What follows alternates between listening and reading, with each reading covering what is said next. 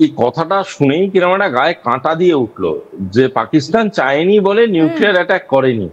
আমিও চাইনি বলে বিশ্বাস করো আমেরিকার রাষ্ট্রপতি হইনি। আমি চাইলেই হতে পারতাম।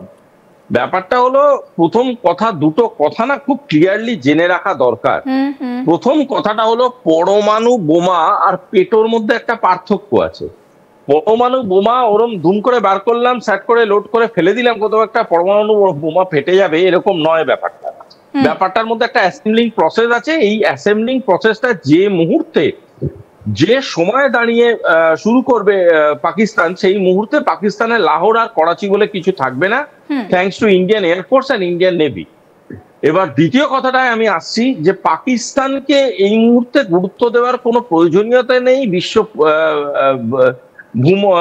ভূ রাজনৈতিক পরিমণ্ডলে। তার কারণটা হলো পাকিস্তান নিজে জানে না পাকিস্তান অ্যাকচুয়ালি কি করলে পাকিস্তান দেশটা বাঁচবে। পাকিস্তান কখনো মনে করছে আমেরিকার হাত ধরলে বাঁচবে, কখনো মনে করছে চায়নায় হাত ধরলে বাঁচবে। তার কারণটা হচ্ছে পাকিস্তান এতটাই ধার দেনা এবং কৃতজ্ঞতার ডুবে আছে যে নিজেদের মতো করে নিঃশ্বাস নেওয়ার ক্ষমতা তাদের নেই। তাদের রাজনৈতিক অবস্থান এমন জায়গাতে পর্যন্ত নেই যে তারা বলতে পারে আমাদের দেশের লিডারশিপ এই এই এই এই কাজ জেনারেট করেছে, ওয়ার্ক জেনারেট করেছে। না আছে ইন্ডাস্ট্রি, না আছে রিক্রুটমেন্ট, না আছে কিছু। সুতরাং পাকিস্তান এই পুরো এপিসোডটার মধ্যেই এমন একটা মানে কি বলবো মৌরির মতো, যেটা যে কোনো দিন ভারত চিবিয়ে খেয়ে নেবে।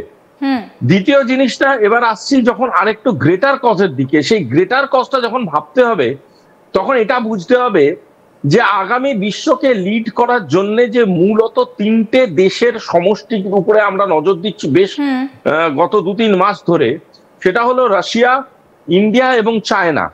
এই রাশিয়া, ইন্ডিয়া এবং চায়নায় যেহেতু বিরাট দেশ, যেহেতু বিরাট কনজিউমার মার্কেট, যেহেতু ব্যাপক ইন্ডাস্ট্রিয়াল মার্কেট এবং যেহেতু ব্যাপক মিলিটারি পাওয়ার এবং ব্যাপক টেরিটোরিয়ালিও, তার জন্য আমাদের যেটা হয় সবার কাছে, যাদের ফ্যামিলি বড় তাদের ফ্যামিলিতে ডিসপুটও অনেকগুলো হয়, তাদের ফ্যামিলিতে প্রচুর রকমের কনফিউশনও হয়। তার মানে তো এই নয় যে পরিবারটা ভেঙে চুরমার হয়ে যায়, তার বই তো এই নয় যে মানে সবসময় তারা খুব প্রবলেমের মধ্যে থাকে। সুতরাং একটা জিনিস বোঝাটা খুব আবশ্যক এখানে, যখন এই তিনটে সলিড পাওয়ার একসাথে এসেছে। আপনাকে একটু থামাবো, তার কারণ হচ্ছে এই মুহূর্তে দাঁড়িয়ে যেটা দেখা যাচ্ছে যে দিল্লি, মস্কো এবং বেজিং এই তিনটে শক্তিধর দেশ মিলে কিন্তু আগামী দিনে পুরো বিশ্বটাকে বলা যেতে পারে কন্ট্রোল করবে। সেক্ষেত্রে দাঁড়িয়ে এই যে একটা রাস্তা তৈরি করে পুরো একটা কানেকশন তৈরি করা, এবং এই দিয়েই কি তাহলে আগামীতে এই তিন শক্তিধর দেশ গোটা বিশ্বের মাথায় উঠবে, সেই গোপন প্ল্যানিং আপনাদের জানাবো। একটা জিনিস পরিষ্কার বোঝা যাচ্ছে যে আগামী দিনে এই তিন শক্তিধর দেশ পুরো বিশ্বকে চালনা করবে। এই যে একটা ইকোনমিক করিডোর তৈরি করে প্রায় 60টা দেশকে একত্রিত করার একটা প্ল্যানিং চলছে, সেই সম্পর্কে আমি একটু জানতে চাইবো। দেখুন, আপনি ঠিকই বললেন, 60টা দেশ, 60 কান্ট্রিজ। শুধু তাই নয়, কতগুলো কন্টিনেন্ট দেখুন। সেই 60 কান্ট্রিজে যদি আমি খুব ভুল না বলি প্রায় 22টা দেশ আফ্রিকায় আছে, ইউরোপের প্রায় 17-18টা দেশ আছে, এশিয়া আছে, এবং মানে মানে নেম এনিওয়ান।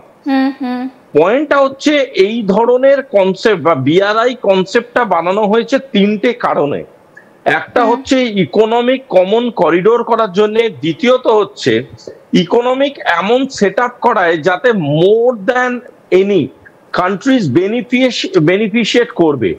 কারণ যদি বহু দেশ এর মাধ্যমে বেনিফিশিয়েট করতে থাকে তাহলে একটা সমষ্টি অফ কান্ট্রিজ একসাথে ইকোনমিক্যালি গ্রো করবে, এবং তারা যদি গ্রো করতে শুরু করে তাহলে আজ নয়তো কাল এমন একটা সময় আসবে তারা একটা কমন ট্রানজাকশনাল ওয়ের কথা ভাববে।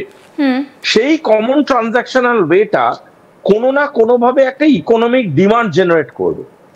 এই ইকোনমিক ডিমান্ডটা মানে বোঝার চেষ্টা করুন, একটা জায়গায় এমন একটা বাজার, বা আপনি খুব সহজ ভাবে যদি ধরেন, মানে আমাদের মানে কলকাতার পার্সপেক্টিভেই যদি ধরেন, এমন একটা বাজার আমরা তৈরি করলাম যেটা ধরুন কল্যাণী থেকে শুরু করে, সুদূর নদিয়া জেলার কল্যাণী থেকে শুরু করে আমাদের নর্থ 24 পরগনা হয়ে কলকাতা শহরের বুক হয়ে সেই বাজারটা চলে গেল ধরুন আপনার সাউথ 24 পরগনার দিকে, তাহলে এর আশেপাশে যত বসতি আছে তারা সবাই কিন্তু সুলভে বাজার পাবে, তারা খুব কম টাকায় সেই বাজারে কেনাকাটি করতে পারবে। দ্বিতীয় জিনিসটা যেটা ঘটবে সেটা হলো একটা সময়ের পরে যদি এই বাজারটা ডিক্লেয়ার করে দেয় যে আমাদের এখানে বাজার করার জন্য একমাত্র কারেন্সি বা একমাত্র পয়সা যেটা ব্যবহার করে আপনি কেনাবেচা করতে পারবেন তার নাম হচ্ছে অমুক বা কিছু একটা নাম দিল, তাহলে কিন্তু ভেবে নিন যা কাস্টমার মার্কেট জেনারেট করছে সেই গোটা কাস্টমার মার্কেটটা কিন্তু